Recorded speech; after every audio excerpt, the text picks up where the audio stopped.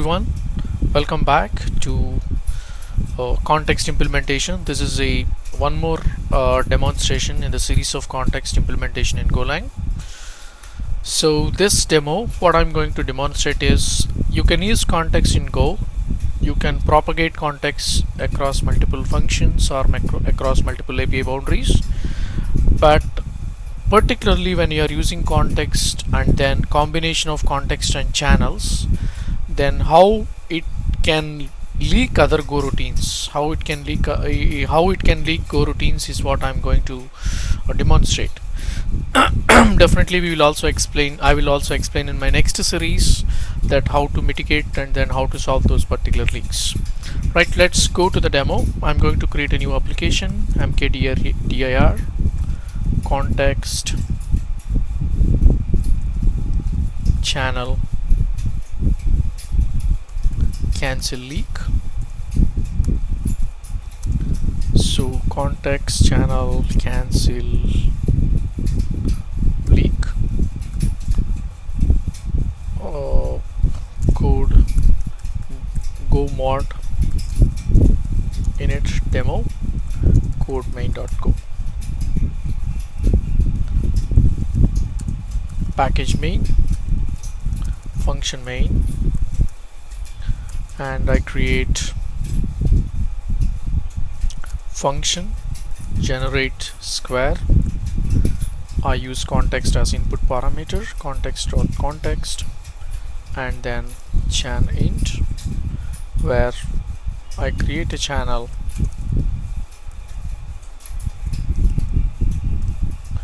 and then I'm going to return the channel. Sorry.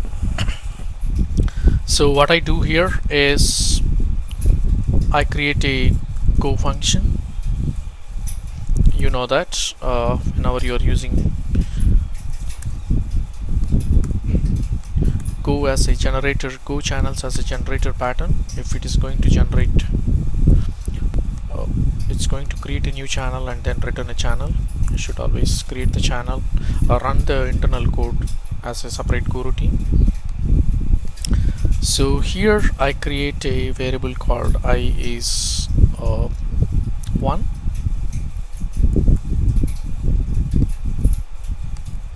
So how long I generate these variables is it's based on until the context is cancelled.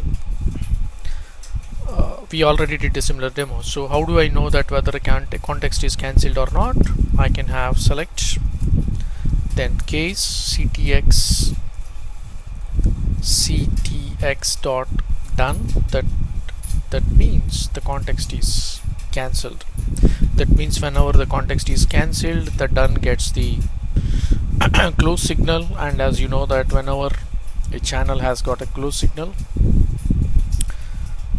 generally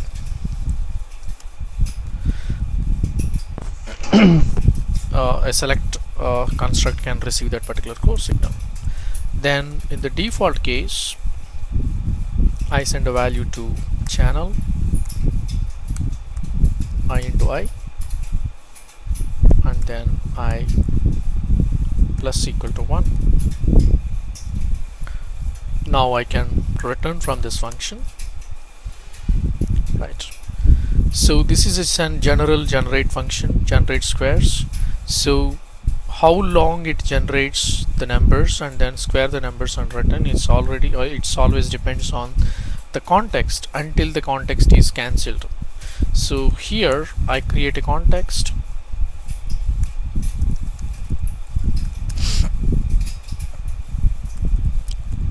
dot with timeout. You can use either with timeout or with deadline. So context dot background, so creating a parent context, and timeout time dot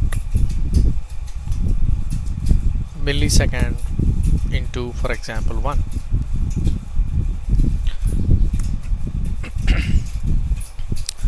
So you know that there is a range loop. I can use range loop. I can say defer cancel.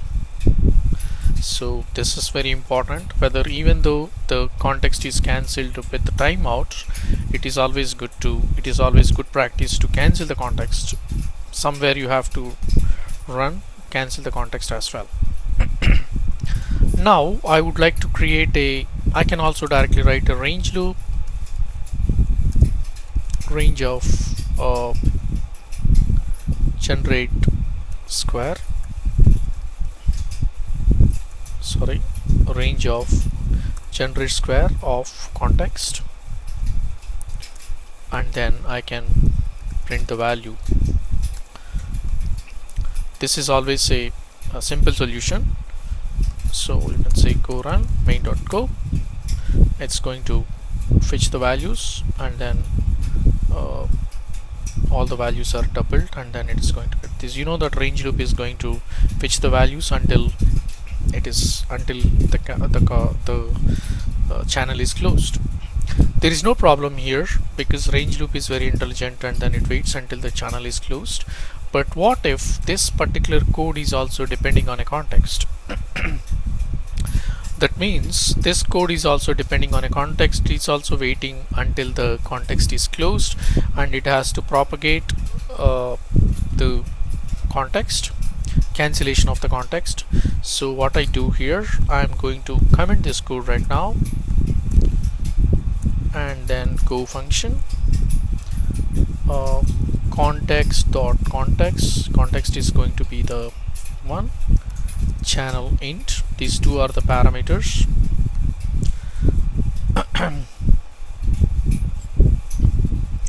And here I call this generate square as a function. So ctx comma ch I'm going to call. So here I'm going to receive values until the context is cancelled. So I can again put for loop, indefinite for loop, and then I can put select statement.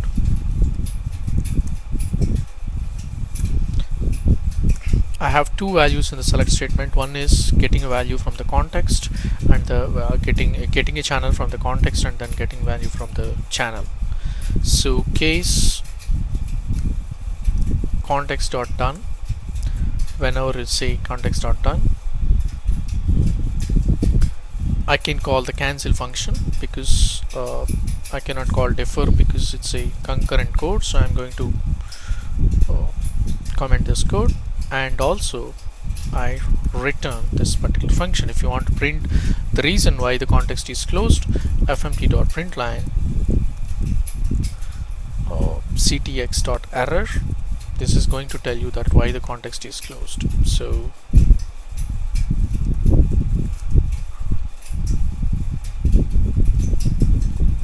receiver goroutine, right? If not, there is a case which is getting values from case which is going to fetch values from channel, getting value from channel, fmt.println value. So there are two goroutines, including main. There are three goroutines, but forget about main. There are two goroutines over here. One is called generating the context, generating the channel, generating squares, and then channel will be kept on sending values to the channel. Generating square function returns channel. This is going to receive values until the channel is closed. And then there is another goroutine which is trying to receive values from the channel. So for brevity, I'm going to use runtime.goexit.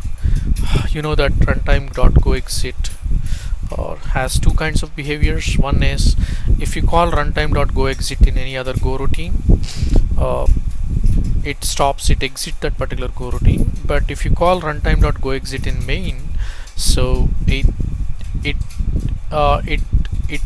gives a fatal error. Basically there is a fatal is nothing but print a line and then exit 2. But before going to exit it, ensure that all the go routines are complete their execution. This is what the something about go exit. But we know that runtime dot go exit gives a non zero OS exit. That means std error. But fine, it's fine. Here I'm trying to emphasize more on the go routines, and then ultimately I want to wait instead of putting time.sleep, and instead of implementing wait groups or stuff like that, I just would like to use runtime.goexit, even though I know that runtime.goexit is going to give a error, particularly in main. So we have timeout context. After a millisecond it gets cancelled. Once it is cancelled, it receives a signal something called done.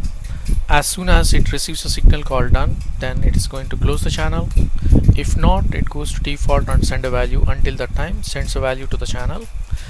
And since we are using the same context, this is also context propagation. This demo is for context propagation as well.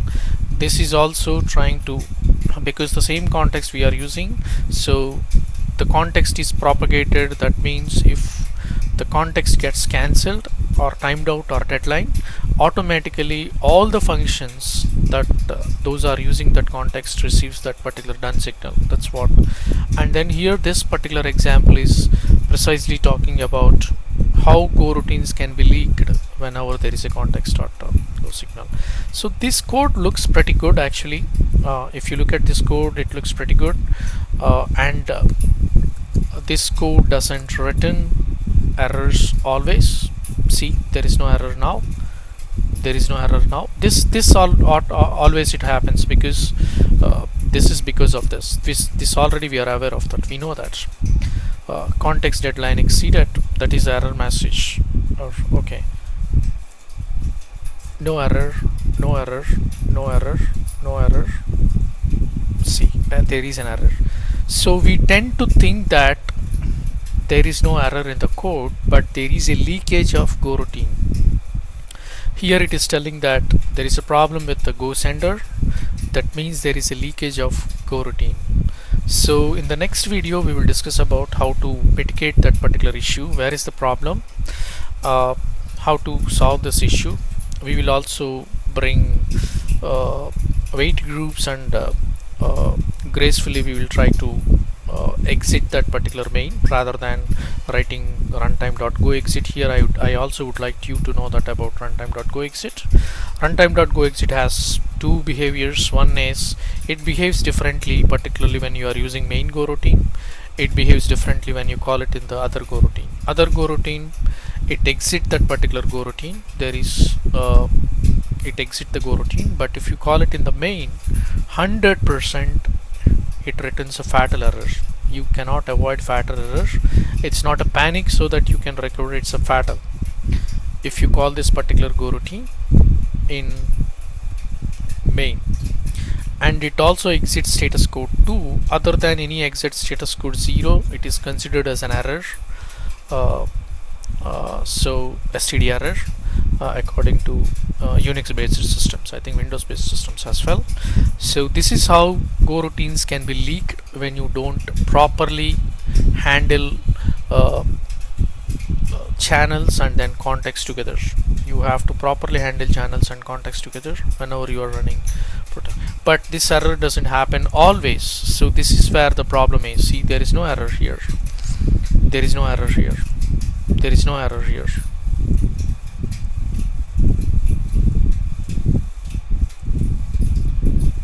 There is error, there is a runtime error, deadlock happened. So just with running the example for 2 or 3 times, we may think that there is no problem with the example, but when you try to continue execute this particular example, we come across some deadlocks, leakage of go routines. So we will see that how to mitigate this issue in the next video. Thank you very much. Bye bye.